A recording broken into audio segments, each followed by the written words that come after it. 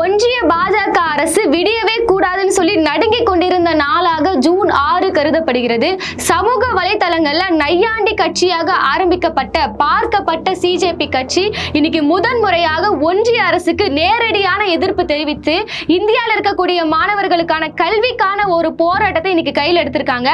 இந்த போராட்டத்தை முடக்குவதற்காக எந்த மாதிரியான சதிகளை பிஜேபி முன்னெடுத்தது, இந்த போராட்டத்திற்கு பின்னாடி பாகிஸ்தானோட பங்களிப்பு இருக்கிறதா, இந்த போராட்டத்தின் இறுதியாக அபிதீப் ஜி.கே கைது செய்யப்படுவாரா என்பது போன்ற பல்வேறு கோணங்களில் எழும் கேள்விகளுக்கான பதில்களை இந்த பதிவில் விரிவாக பார்க்கலாம். தமிழ் வாய்ஸ் நேயர்களுக்கு வணக்கம். சோஷியல் மீடியால ஒரு ஃபன்னான ஒரு கட்சி, இது ஏதோ ஒரு பொழுதுபோக்குக்காக ஆரம்பிச்சிருக்காங்க. வெறும் சமூக வலைத்தளங்களை மட்டுமே இப்ப தமிழ்நாட்டில் ஒரு கட்சி இருக்குல்ல, அது மாதிரி இவங்களும் இயங்கிட்டு போயிருப்பாங்க அப்படின்ற ஒரு எண்ணோட்டத்தில் என்ன பண்ணாங்கன்னா இந்த சிஜேபி கட்சியை பத்தி எல்லாருமே விமர்சனம் பண்ணாங்க. ஆனா இன்னைக்கு அந்த கட்சி ஒரு அதிரடியான நடவடிக்கையாக ஒன்றிய அரசு நேரடியாக எதிர்த்து இன்னைக்கு ஜந்தர் மந்தர்ல ஒரு மிகப்பெரிய ஒரு போராட்டத்தை கையில் எடுத்திருக்காங்க. இந்த போராட்டத்தோட நோக்கம் என்னன்னு பாத்தீங்கன்னா, சமீப காலமாக போட்டித் தேர்வுகள் உட்பட இந்த சிபிஎஸ்இ தேர்வுகள், நீட் தேர்வுகள் சொல்லி எல்லா தேர்வுகளிலுமே பார்த்தோம்னா வினாத்தாள் கசிவு, விடைத்தாள் திருத்தும் பணியில பல்வேறு குளறுபடிகள் சொல்லி பல்வேறு மாணவர்கள் உயிரிழப்பு செஞ்சிருக்காங்க. அதிலும் தாண்டி பல்வேறு மாணவருடைய எதிர்காலமே இன்னைக்கு கேள்விக்குறியான ஒரு விஷயமாக இருக்கு. கல்வி இந்தியாவில் வியாபாரமயமாக்கப்பட்டிருக்கு. இதெல்லாம் யார் எதிர்த்து கேள்வி கேட்பா? இந்தியாவில் இருக்கக்கூடிய யாருமே கேள்வி கேட்க மாட்டாங்க. அதனால இளைஞர்கள் நாங்கள் என்ன பண்றோம்னா நேரடியாக போராட்ட காலத்தில் குதிக்கிறோம்னு சொல்லி ஜந்தர் மந்தர்ல ஒரு மிகப்பெரிய ஒரு ஆர்ப்பாட்டமாக, அமைதி வழியிலான ஆர்ப்பாட்டம் சொல்ல முடியாது, அமைதி வழியிலான ஒரு நேர்மையான ஒரு போராட்டத்தை கரப்பான் பூச்சிகள் இன்னைக்கு ஆரம்பிச்சிருக்காங்க. சிஜேபி கட்சியோட நிறுவனர் அபிதீப் ஜி.கே இந்த போராட்டம் நடைபெறுவதற்கு முன்னதாகவே ஒரு அறிவிப்பு கொடுத்திருந்தாரு. இந்த போராட்டம் என்பது ஒரு அமைதியான முறையில் நடைபெறணும், ஒரு நேர்மையான முறையில் இருக்கணும், ஏன்னா நம்ம உரிமைகளுக்காக போராடுறோம், இந்த போராட்டம் நடக்கக்கூடாதுன்னு சொல்லி ஒன்றிய அரசு பல்வேறு சதிகளை செஞ்சுட்டு வருது, அது நம்ம இடம் கொடுக்க கூடாதுன்னு சொல்லி நிறைய அறிவிப்புகளை கொடுத்திருந்தாரு. இதுவரையுமே நிறைய பிரஸ் மீட் எல்லாம் அவர் கொடுத்திருக்காரு, இன்டர்வியூ கொடுத்திருக்காரு, நிறைய வீடியோஸ் போடுவாரு, ட்விட்டர்ல பதிவு போடுவாரு. இதுவரையுமே அமெரிக்கால இருந்து கொண்டே இந்தியாவில் இருக்கக்கூடிய அவருக்கு ஆதரவு தெரிவிக்கக்கூடிய இளைஞர்களை எவ்வாறு வழி நடத்துவது அப்படின்ற வேலையை செஞ்சுட்டு இருந்தாரு. ஆனா இன்னைக்கு இந்த போராட்டம் நடந்துச்சுன்னா நான் நேரடியாக களத்துக்கே வருவேன், இந்தியாவுக்கே வருவேன்ற அறிவிப்பும் இருந்துச்சு. சோ இந்த அறிவிப்பை ஒட்டி பார்த்தோம்னா என்னன்னா, ஒருவேளை அபிதீப் ஜி.கே டெல்லிக்கு வந்துட்டாரு, இந்தியாவில் கால் வச்ச முதல் முறையை பார்த்தீங்கன்னா ஒன்றிய அரசு ஏதாவது ஒரு சதியை பண்ணி அவங்களை கைது செய்வாங்க அப்படின்ற ஒரு மிகப்பெரிய ஒரு அச்சுறுத்தல் இருந்துச்சு. நம்மளும் அது மாதிரி தான் எதிர்பார்த்தோம், பண்ணக்கூடிய ஆட்கள் தான் இவங்கன்னு சொல்லி. ஆனா அதுக்கெல்லாம் கொஞ்சம் கூட அசராம இந்த மாஸ் பீஜம் போட்டு ஹீரோலாம் வரவேற்பாங்களே, அந்த மாதிரி அமெரிக்கால இருந்து டெல்லி வந்து இருக்கிறார் அபிதீப் ஜி.கே. வரும்போதே அவர் கையில் இருந்தக்கூடிய சில விஷயங்களை நம்ம குறிப்பிட்டு பேசி ஆகணும். அவருடைய கைகளில் பார்த்தோம்னா அம்பேத்கரோட சுயசரிகை புத்தகம் ஒரு பக்கம் இருந்துச்சு. ஸோ அவரும் இந்த போராட்டத்துக்கு வரக்கூடிய இளைஞர்கள் எல்லாருமே புத்தகத்தையும் தேசிய கொடியும் கையில் எடுத்துட்டு வாங்கன்னு சொல்லியிருந்தாரு. ஏன்னா இந்த போராட்டம் நடக்க கூடாதுன்னு சொல்லினா இந்த போராட்டம் அமைதியான ஒரு முறையில் நடைபெறும்னு சொல்லி நிறுவனரே சொல்லிட்டாரு. அப்ப எதை வச்சு நம்ம ஒடுக்கிறது? ஒருவேளை இந்த போராட்டம் நடக்க விடாம நம்ம பண்ணோம்னா அதற்கு சிஜேபிக்கு இந்திய அளவில் மிகப்பெரிய ஒரு ஆதரவு வந்துடும், அதனால நம்ம அனுமதியும் கொடுத்துடலாம். ஆனா நம்ம எப்படி ஒடுக்குவதுன்னு சொல்லிட்டு பிஜேபி ஒரு சதி திட்டத்தை கையில் எடுத்துக்கிறாங்க. அவங்க என்ன பண்ணாங்கன்னு பார்த்தோம்னா ஃபேக் ஐடிஸை கிரியேட் பண்ணி, ஒருவேளை இந்த போராட்டத்தில் காவல்துறை நம்ம மீது அடக்குமுறைகளை மேற்கொண்டா நம்ம காவல்துறையை தாக்குவோம், அவங்க மேல பெப்பர் ஸ்ப்ரே அடிப்போம்னு சொல்லி வன்முறையை தூண்டக்கூடிய வகையில் ஃபேக் ஐடியில இருந்து பிஜேபி காரர்களை சில போஸ்ட்களா போட வச்சாங்க. அதனை ஒட்டி பார்த்தீங்கன்னா சிஜேபி அதுக்கும் தரமான ஒரு பதிலடி கொடுத்திருந்தாங்க. இந்த மாதிரி ஃபேக் ஐடியில இருந்து வரக்கூடிய தகவலை நீங்க நம்பாதீங்க, அது மாதிரியான ஒரு அத்துமீறல நம்ம ஈடுபடக்கூடாது, நம்ம அமைதியான முறையில் போகணும்னு சொல்லியிருந்தாங்க. ஸோ ஒரு வகையில் பார்த்தீங்கன்னா பிஜேபி எப்படியாவது நம்மளே நம்ம மாநிலங்களில் உள்ள கலவரத்தை ஏற்படுத்த வச்சு அவங்களை கைது செய்யணும் அப்படின்ற நடவடிக்கையில் ஈடுபட்டாங்க. அவங்களுடைய முதல் சதின்றது அங்கேயே தடுக்கப்பட்டுச்சு. அதனாலதான் இந்த பெப்பர் ஸ்ப்ரே போன்ற எந்த ஒரு ஆயுதங்களும் இல்லாம நாங்க என்ன பண்ண போறோம்னா புத்தகத்தோடையும் தேசிய கொடியோட தான் வருவோம். ஸோ வருகின்ற நபர்கள் எல்லாருமே எந்த ஒரு கட்சியோட அடையாளம் இருக்கக்கூடாது, நம்ம எல்லாருமே ஒரு பொதுவான மனிதர்களாக இங்க வரணும், நீங்க யாருமே ஒரு கட்சியை பிரதிபலிக்கிற மாதிரி எந்த ஒரு அடையாளத்தோட நீங்க வரக்கூடாதுன்ற மாதிரி கோரிக்கைகளும் அவங்களை வச்சிருந்தாங்க. சரி, இந்த போராட்டத்துக்கு பிஜேபி எப்படி அனுமதி கொடுத்தாங்க அப்படின்றது ஒரு மிகப்பெரிய ஒரு எல்லாருக்கும் கேள்விக்குறியாவே இருக்கு. எல்லாரோட பார்வை என்ன பாத்தீங்கன்னா, இது ஒன்றிய அரசுக்கு எதிராக நடக்க வேண்டிய ஒரு மிகப்பெரிய ஒரு போராட்டம், அதனால இவங்க எப்படி அனுமதி கொடுப்பாங்க, அதெல்லாம் கொடுக்க மாட்டாங்கன்ற மாதிரி சில பேர் பேசியிருந்தாங்க.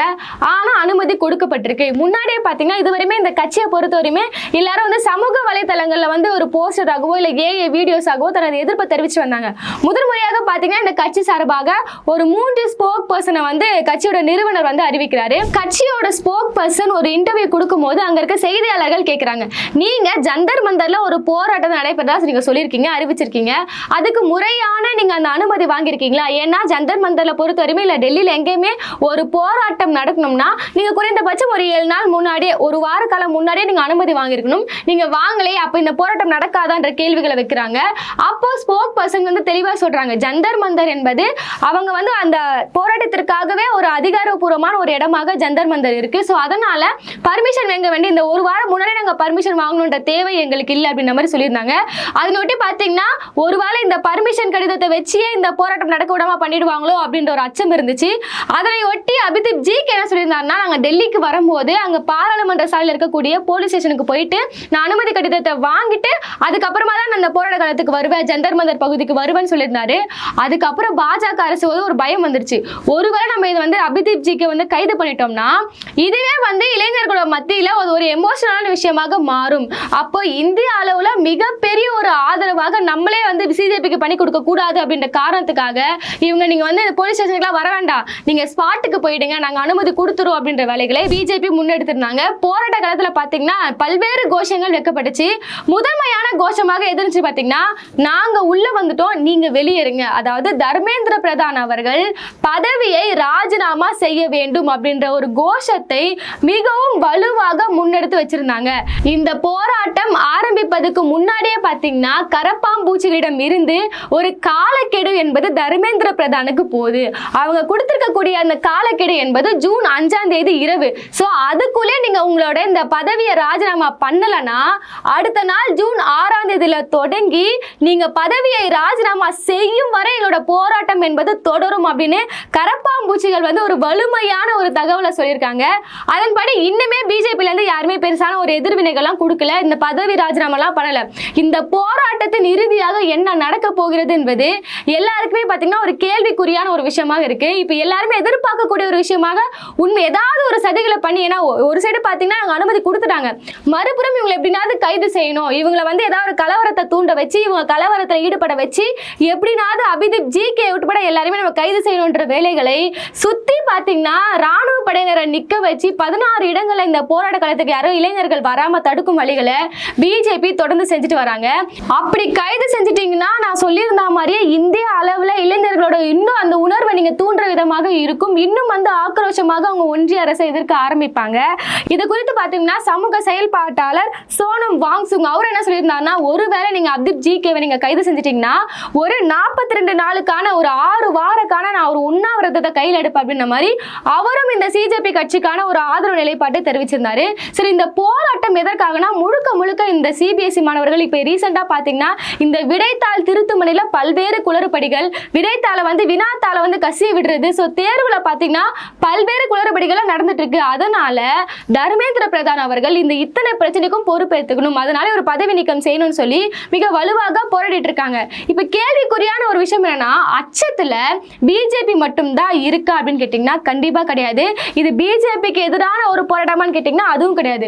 இப்போ இந்த அச்சத்துல பிஜேபி இருக்காங்க இல்லைன்னு சொல்ல, இன்னொரு சைடு பாத்தீங்கன்னா இன்னொரு கட்சியும் உங்க ஒரு பயத்திலே இருக்காங்க. அது என்ன கட்சின்னு பார்த்தோம்னா காங்கிரஸ். நீங்க கேட்கலாம், காங்கிரஸ் எதற்காக இப்போ ஒரு அச்சத்தில் இருக்கணும், இது வந்து பிஜேபியை எதிர்த்து ஒரு விஷயம் நடக்குது அதனால அவங்க சந்தோஷமா தான் இருப்பான்னு கேட்டீங்கன்னா, இந்த போராட்டம் இந்த சிஜேபியோட எழுச்சி எதற்காக வந்துச்சுன்னு பாத்தீங்கன்னா காங்கிரஸ் தனது பணியை சரியாக செய்யவில்லை.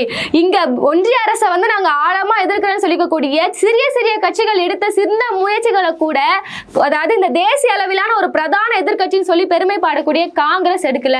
இந்த எஸ்ஐஆர் விவகாரத்தா இருக்கட்டும், இல்ல இந்த சிபிஎஸ்இ குளறுபடிகளா இருக்கட்டும், இல்ல மாணவர்கள் போராடுறாங்க, விவசாயிகள் போராடுறாங்க, இப்படி இவ்வளவு விஷயங்கள் இந்தியா முழுக்க ஒன்றிய அரசு இந்திய நலனை பாதிக்கக்கூடிய திட்டங்களை சட்டங்களை கொண்டு வராங்க. இன்னைக்கு இளைஞர்கள் இவ்வளவு போராடுறாங்க, இதுவரையுமே காங்கிரஸ் தரப்புல இருந்து இந்த மாதிரியான ஒரு வலுவான எதிர்ப்பு தெரிவிக்க வேண்டிய போராட்டங்களை காங்கிரஸ் முன்னெடுக்கல.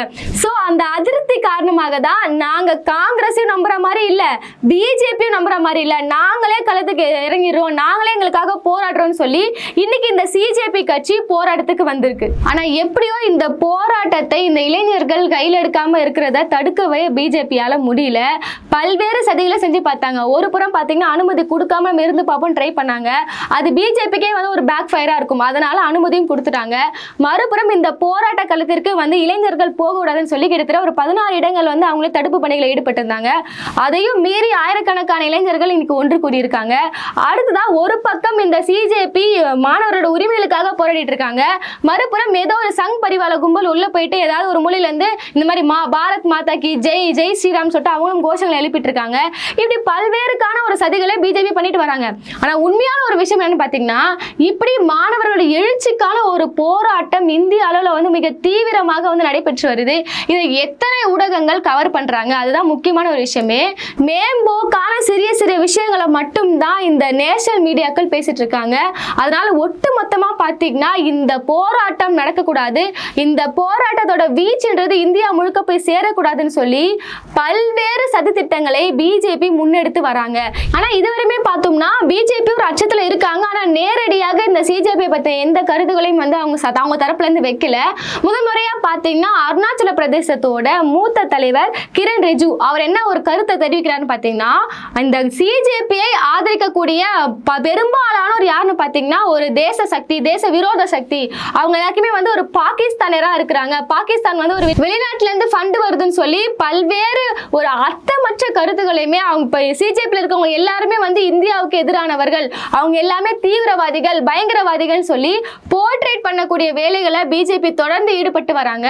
இது எல்லாத்துக்குமே அது அதிரடி கொடுக்கும் விதமாக சிஜேபி தரப்புல இருந்து என்ன சொல்லிருக்காங்க பாத்தீங்கன்னா, எங்க கட்சியில இந்த இயக்கத்துல யாரெல்லாம் இணைஞ்சிருக்காங்கன்னு சொல்லி அவங்களே வந்து ஒரு பட்டியலும் வெளியிட்டாங்க. அதனால அவங்க பண்ணக்கூடிய ஒரு சதியுமே முறியடிச்சு இன்னைக்கு மிகப்பெரிய அளவிலாக இந்த போராட்டம் நடைபெற்று கொண்டு வருகிறது.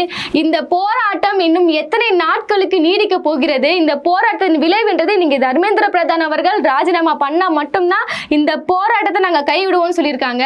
எந்த அளவுக்கு வீரியமாக இந்த போராட்டம் போயிருக்க போது, பிஜேபி தரப்புல இருந்து என்ன மாதிரி நடவடிக்கை எடுக்க போறாங்க, இல்ல எதிர்பார்த்து கொண்ட விஷயமாக அப்தீப் ஜி கே கைது செய்யப்படுவாரா, அப்படி கைது செய்யப்பட்டால் இளைஞர்கள் வந்து என்ன மாதிரி விஷயத்தை கையில் எடுக்க போறாங்க, இன்னும் வருங்காலத்துல இந்த கட்சி வந்து இன்னைக்கு முதல் முறையாக பாத்தீங்கன்னா மாணவர்களோட நலனுக்கான ஒரு போராட்டத்தில் இறங்கியிருக்காங்க.